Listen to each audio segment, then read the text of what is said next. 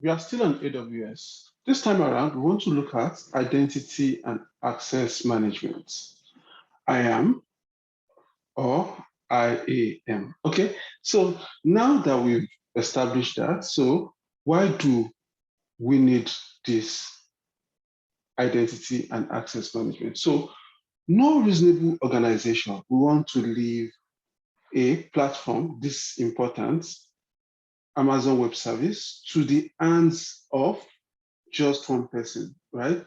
For security reasons and for several other factors, you want several people to have access to the platform so that if one person is not available to manage it, someone else is going to be there to manage it. Secondly, there are several resources on the Amazon Web Services platform that you want different people to be doing different things. So the importance of the identity and access management. So what can we do here? Let's see the different possibilities. Okay, so firstly, you can add a user, right? Also, you can add user groups. So let's start and by navigating users, right? Let's assume we have somebody in the system. The person's name is Lagbaja, right? Lagbaja just joined and we want to give Lagbaja some certain access, right? So let's see what we can do. We can say add users. Now we want to put the username, right? Let's say Lagbaja. Okay. Now let's say this is the person we are adding. So now select access type, right? We want to select the credential type. Okay. Now, depending on what we want to do, right? Let's say this Lagbaja is a user, right? That will be using the management console. So we want to select this, right? This option, right? Password option.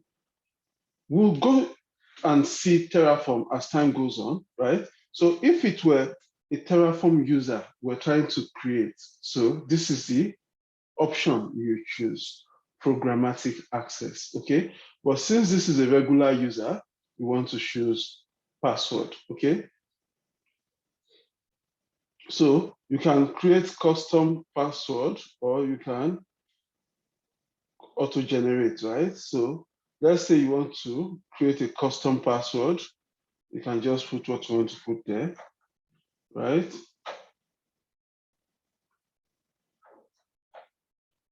Right? So we can do that. So, and we can ensure that for security reasons, user must create a new password at next sign-in, right?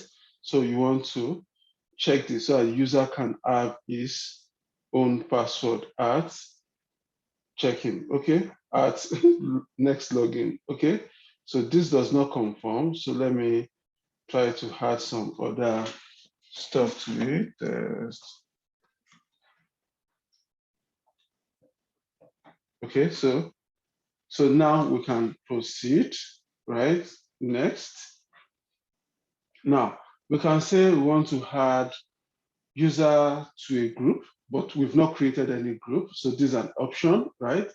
So we can copy permissions from existing user. For example, if you have a user, in this case, I have a user which I've created before, that's Ademola, and I want to give the person the same permission as Ademola. So I want to click on here, right? So we are looking at three options in setting permissions, right? I can create a group, right? Add users to a group, then I create a group, or I select this and it says, oh, which user am I trying to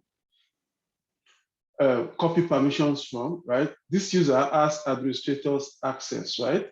So I might say, oh, I want you to copy from this guy, right? Then I go on, right, to tags. Alternatively, I might want to attach existing policies directly, right? Let's say this is the option I want. Okay, if you change permission, okay, I know.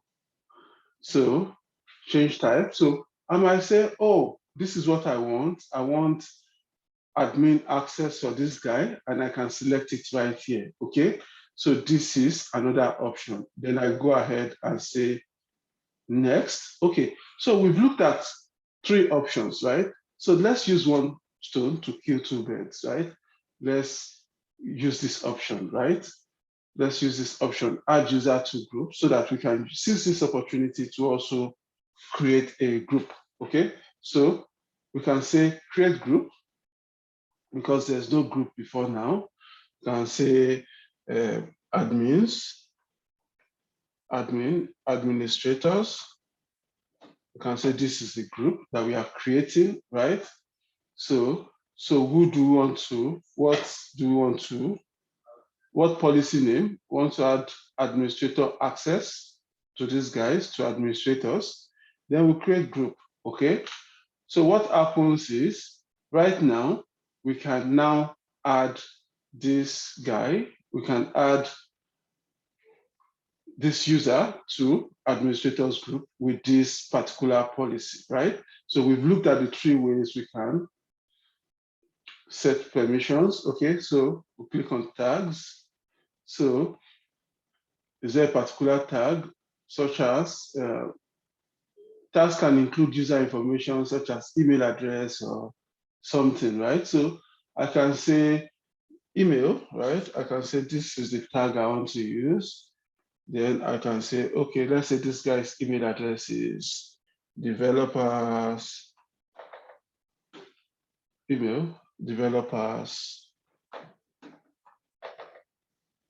at tech.ca.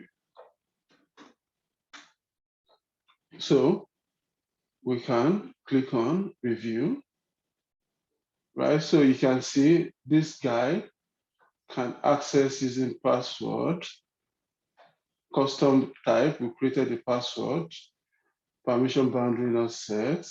So we created a group so we could add this user to that group, okay? So, and we want this person to be able to change password on first login, and that is it. So we create a user. So this user has been created. Then we can click on send email to send login instructions, okay? So this is it. So that is IAM. So there are several other possibilities. It is important we explore to see what else we can do with this functionality. Thank you, and see you in the next session.